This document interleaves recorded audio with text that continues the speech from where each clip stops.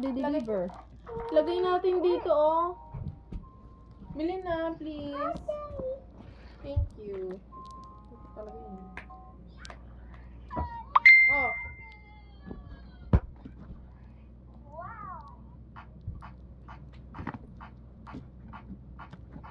Uy. Sabi yun.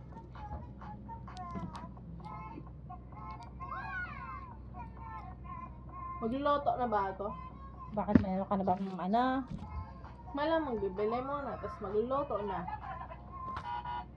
Saan parang ang panghina, no? Naamoy mo? No. Ako naamoy ko na Ang eh. naamoy ko, baka yung sa iyo.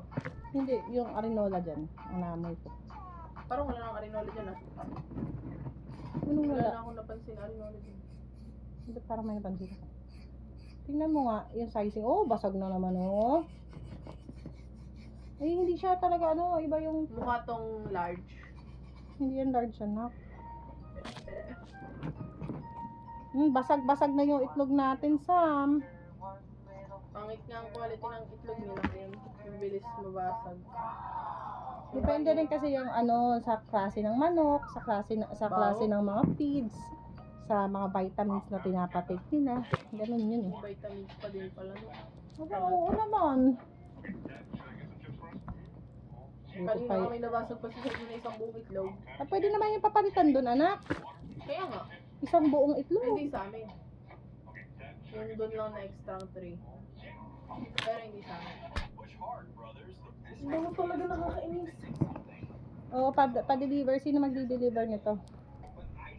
Try mo.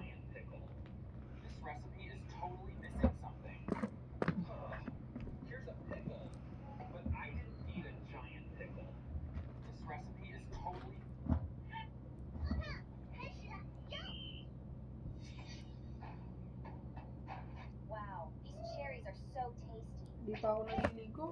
Naku, hindi ka naman sanay, anak. Huwag ka naman mag-ano. Tinatamad lang talaga ako pero gusto ko naliligo. Cherry, what's with this trap here? It's not gonna stop me. I'll just climb around the wall. Jenny must have set this up. I'm gonna go get Higa her. na dun. Kiss mo na.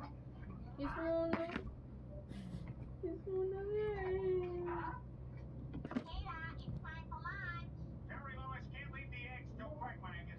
Si Mami.